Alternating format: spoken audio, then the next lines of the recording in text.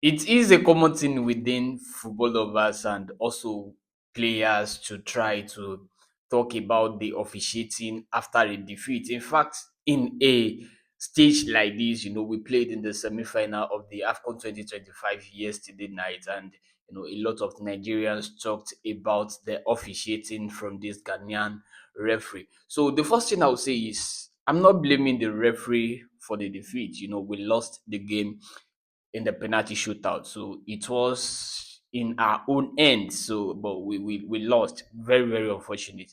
But then I'm still going to talk about the officiating. I'm going to talk about the referee because there are some decisions in that game yesterday that I felt like it was kind of too harsh on Nigeria. You know, for a very good example was that Bassi yellow card. I don't think that should be a yellow card for Bassi. If you try to give that as a foul just to caution him, I still think that's reasonable. And there was this foul on Lukman, and some other fouls that he does choose to let them play on. There are some fouls where you expected a yellow card. On two occasions, after he blowed for a foul, and you still see this Morocco players kick the ball away. That one is obviously should have been a foul, obviously. But then he decided not to give a foul, more like he was just giving these Morocco players the opportunity to just do what they want to do, and they get away with it.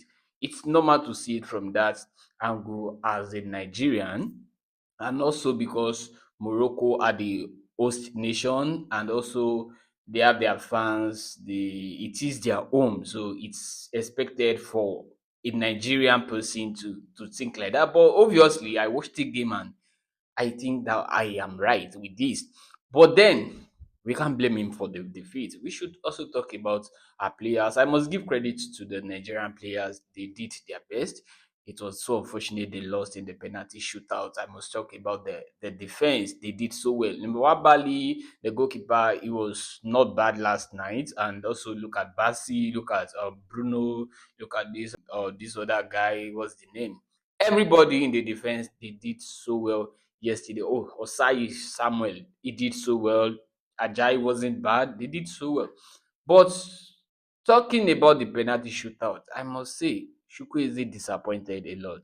You know, you have been on the bench for the whole 120 minutes. Your teammates are tired, so they brought you in for the purpose of taking that penalty, and then you took the penalty with you chewing gum, like, and even blowing it to the air. And at the end of it all you did was just to pass the ball to the goalkeeper. That was not good enough. Bruno also missed his own penalty, but the way he kicked the ball, did you see anybody talk about the Bruno penalty? No, nobody's going to talk about it. Forget the fact that he played for 120 minutes, he was tired.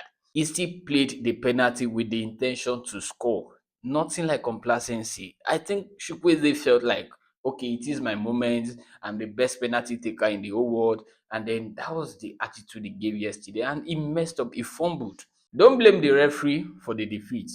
You can pick out the errors, which is very normal in a football game. You no referee can be 100% perfect. You still see some errors in their officiating. So the errors are there.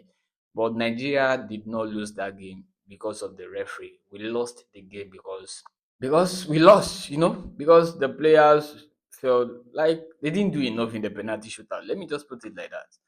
I must say it's very painful.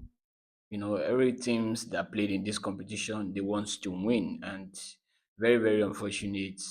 We can't go beyond there, and hopefully we can win the third place game when we play against Egypt later this weekend. I hope we can beat Egypt, but how I wish we can just kick out to Morocco from that competition yesterday. Well, it's all good. I hope we learn from this, and now let's focus on club football.